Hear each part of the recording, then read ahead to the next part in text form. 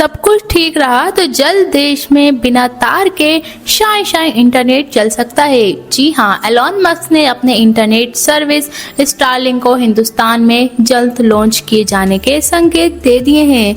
Business today के मुताबिक मोदी सरकार की तरफ से सैटेलाइट स्पेक्ट्रम आवंटन को लेकर तेजी से काम चल रहा है। वहीं एलॉन मस्क ने भारत सरकार के सैटेलाइट ब्रॉडबैंड स्पेक्ट्रम को नीलामी के बजाय एडमिनिस्ट्रेटिव रूप से एलोकेट करने के फैसले का स्वागत किया है। तो चलिए जानते हैं कि आखिर स्टारलिंक सैटेलाइट इंटरनेट सर्विस क्या है और ये मौजूदा इंटरनेट मुहैया कराने वाली कंपनियों से किस तरह अलग है। Starlink Elon Musk company SpaceX द्वारा दी जाने वाली एक सैटेलाइट इंटरनेट सर्विस है। देश में अभी तक जितने भी कंपनी इंटरनेट सेवाएं मुहैया करा रही हैं, वो या तो जमीन के अंदर केबल बिछाकर या मोबाइल टावर्स के जरिए इंटरनेट की सुविधाएं देती हैं, जबकि स्टारलिंक अपनी कस्टमर को इंटरनेट सेवा मुहैया कराने के लिए धरती की ऑर्बिट कराने वाली सैटेलाइट के नेटवर्क का इस्तेमाल करता है। सैटेलाइट बेसिकली स्टारलिंक का मेन मकसद उन दूर दराज इलाकों में हाई स्पीड इंटरनेट मुहैया कराना है जहां ब्रॉडबैंड सेवाएं अवेलेबल नहीं है, खासतौर पर गाँव के एरिए और उन जगहों के लिए जहाँ टावर लगाना काफी मुश्किल होता है, जहां विरल आबादी होती है, कम पॉपुलेशन होती है या बहुत ही स्पेन आउट पॉपुलेशन होती है। स्टारलिंक इंटरनेट सर्विसेज सामान्य ब्रॉडबैंड की तरह काम नहीं करती है। इसमें मीलों लंबी केबल्स के भरोसे नहीं रहना पड़ता है। स्टारलिंक अंतरिक्ष से सीधे इंटरनेट सेवाएं देती है। इसकी वजह से दूर दराज इलाकों तक हाई स्पीड इंटरनेट पहुंच जाता है।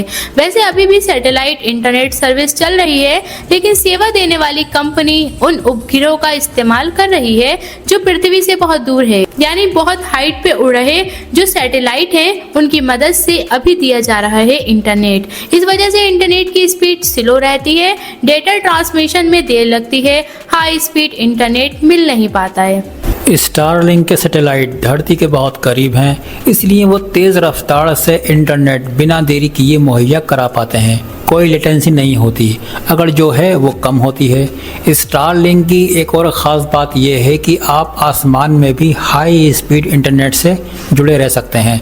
जैसे कि हम जानते हैं, ब्रॉडबैंड कंपनी डेटा भेजने के लिए फाइबर ऑप्टिक केबल के ज़रिए इंटरनेट सर्विस देती है। शहरों और कस्बों में केबल के ज़रिए इंटरनेट पहुंच जाता है, आसान है, लेकिन दूर दराज इलाकों को खासकर पहाड़ों वगैरह में ऐसा करना बहुत मुश्किल होता है, काफ़ी महंगा होता है। यहीं पर स्टारलिंक काम आता है। आप ये भी जान लीजिए कि आपको स्टारलिंक की सेवाएं लेनी होंगी तो आप कैसे ले सकते हैं। स्टारलिंक की इंटरनेट सर्विस लेने के लिए आपको सबसे पहले एक ख़ास किट खरीदनी पड़ती है। इस किट में एक सैटेलाइट डिश, एक वाईफाई राउटर और सभी ज़रूरी केबल शामिल होते हैं। डिश छोटी और पोर्टेबल यानी ले जाने में आसान रहती है। ये डिश आपके घर में इंटरनेट लाने के लिए सीधे स्टारलिंक के सैटेलाइट से ही अलाइन होती है।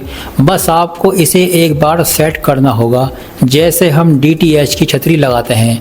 आम तौर पर छतरी किसी खुली जगह पर लगाई जाती है।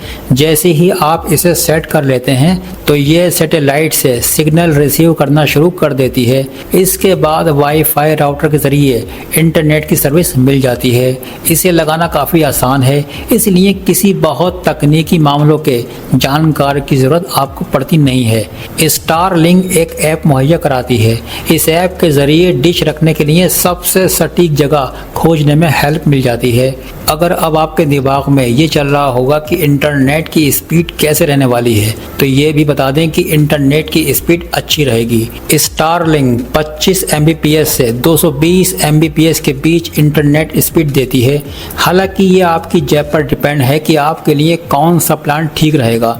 स्टारलिंक की सबसे बड़ी खासियत यह है कि कंपनी के अधिकतर प्लान पर अनलिमिटेड डेटा मिलता है।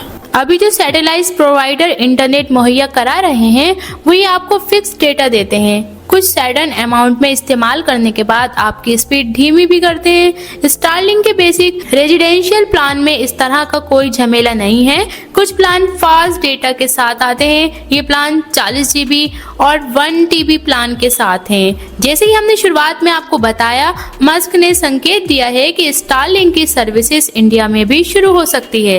लेकिन आपके नॉलेज के लिए ये भी बता दें कि स्टारलिंक की सेवाएं फिलहाल किन देशों में हैं। Starlink America, Canada, UK, Germany, France, Australia और न्यूजीलैंड सहित कई देशों में अवेलेबल है। वेस्टर्न वर्ल्ड बेसिकली इसने स्पेन, इटली और मैक्सिको में भी अपनी सेवाओं का विस्तार किया। इसके अलावा पुर्तगाल, ब्राजील, ऑस्ट्रिया और न्यूजीलैंड जैसे देशों के साथ साथ बेल्जियम, आयरलैंड, स्विट्जरलैंड और डेनमार्क में भी स्टारलिंक दस्तक दे चुका है। लैटिन अमेरिका का देश चिली स्टारलिंक की सैटेलाइट इंटरनेट सेवा से लाभ उठाने वाले पहले देशों में से एक है, जबकि स्कैंडिनेवियन देशों में नॉर्वे और स्वीडन में भी स्टारलिंक पहुंच गया है। जबकि स्कैंडिनेविया में नॉर्वे और स्वीडन है जहां पर स्टारलिंक अभी पहुंचा है। अब समझते हैं कि स्टारलिंक से हिंदुस्तानियों को क्या फायदा है। स्टारलिंक के भारत में लॉन्च होने से कुछ फायदे हो सकते हैं, खास तौर से ग्रामीण और दूर दराज के इलाकों में रहने वालों के लिए ये फायदा होगा। देश के कई गांव और छोटे शहर खराब या बिना इंटरनेट के गुजारा कर रहे हैं। इसके चलते online education, remote work, mobile calling और वीडियो कॉलिंग में दिक्कतें आती हैं। ये सच बात है कि कई तहसीलें हैं हिंदुस्तान में जहां पर हाई स्पीड इंटरनेट नहीं है। अगर आप ब्रॉडबैंड लेने जाएंगे नहीं मिलेगा। अगर स्टारलिंक हिंदुस्तान में आता है तो काफी हद तक इंटरनेट की दिक्कत खत्म हो सकती है। रिमोट एरिया के लिए स्टारलिंक का सबसे बड़ा लाभ इसकी पहुंच है। चूंकि केबल नहीं चाहिए आपको, सैटेलाइट से आप कहीं भी बीम कर सकते हो इंटरनेट, इसलिए उन इलाकों के लिए गेम चेंजर होगा जहां पहुंचना बहुत मुश्किल है या जहां फाइबर ऑप्टिक बिछाना बहुत महंगा है, जैसे पूर्वोत्तर के पहाड़ी इलाकों में, राजस्थान के दूर दराज गांव ले लद्दाख। ऐसा नहीं है कि स्टारलिंक की सेवाओं में सब कुछ खुशनुमा ही है, कुछ दर्द भी है। भारत में इसकी सेवाएं काफ़ी महंगी हो सकती हैं। जिन देशों में स्टारलिंक की सर्विसेज मिल रही हैं वहाँ ब्रॉडबैंड सेवाओं के कंपेयर में इक्विपमेंट मासिक फ़ी काफ़ी ज़्यादा है।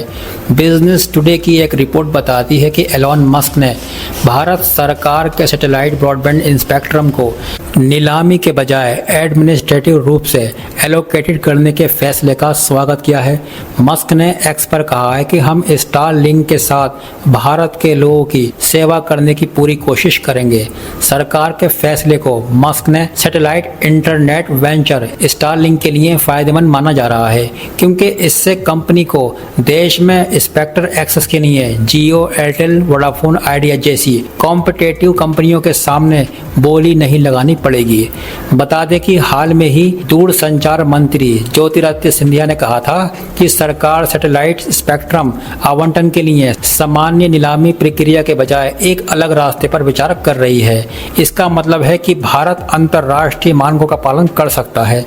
अंतर्राष्ट्रीय मानकों के मुताबिक आमतौर पर स्पेक्ट्रम की नीलामी से बचा जाता है। इसलिए एलॉन मस्क स्टारलिंक जैसी कंपनियों के लिए भारत का रास्ता आसान हो सकता है। मस्क सरकार के फैसले से बहुत खुश हैं। वहीं भारत की टेलीकॉम कंपनियां इस फैसले का विरोध कर रही हैं, क्योंकि उन्होंने तो बोली लगाकर खरीदा है। रिलायंस जियो ने स्पेक्ट्रम नीलामी की वकालत की है। हाल ही में कंपनी ने इस पूरे मामले में टेलीकॉम रेगुलेटर ट्राई को चिट्ठी भी लिख दी। जियो का मानना है कि इस तरह के स्पेक्ट्रम को नीलामी के जरिए ही दिया जाना चाहिए। मुकेश अंबानी की जियो की तरह भारतीय एयरटेल के चेयरमैन सुनील मित्तल ने भी नीलामी के रास्ते का समर्थन किया है। उन्होंने भी क्योंकि पैसा देकर स्पेक्ट्रम लिया है। दिल्ली में एक प्रोग्राम में उन्होंने कहा, जिन सैटेलाइट कंपनियों के शहरी एरिया में आने की इच्छा है उन्हें टेलीकॉम कंपनियों की तरह स्पेक्ट्रम खरीदने की जरूरत है, क्योंकि इन्होंने भी खरीदा है। दरअसल जियो, एयरटेल और वोडाफोन आइडिया जैसे कंपनियों ने टेलीकॉम स्पेक्ट्रम और इंफ्रास्ट्रक्चर में बहुत पैसा लगाया है। अगर स्टारलिंक जैसी कंपनियां भारत में आती हैं और स्पेक्ट्रम के लिए पैसे नहीं खर्च करती हैं तो भारतीय टेलीकॉम कंपनियों को कॉम्पिटिटिव एज जो था वो नहीं मिलेगा। कुल मिलाकर मस्क की स्टारलिंक के भारत में आने से टेलीकॉम सेक्टर में जंग मचने के पूरे आसार हैं। लेकिन आपको वीडियो अच्छा लगा हो तो प्लीज़ हमारे चैनल को सब्सक्राइब करके ज़रूर जाएं। अगर आपको हमारी इन्फॉर्मेशन पसंद आई हो तो वीडियो को लाइक, शेयर एंड सब्सक्राइब करना ना भूलें। और ऐसे ही ज़बरदस्त इंटरेस्टिंग नॉलेज के लिए बने रहिए हमारे YouTube channel AK knowledge air पर। तब तक के लिए टेक केयर।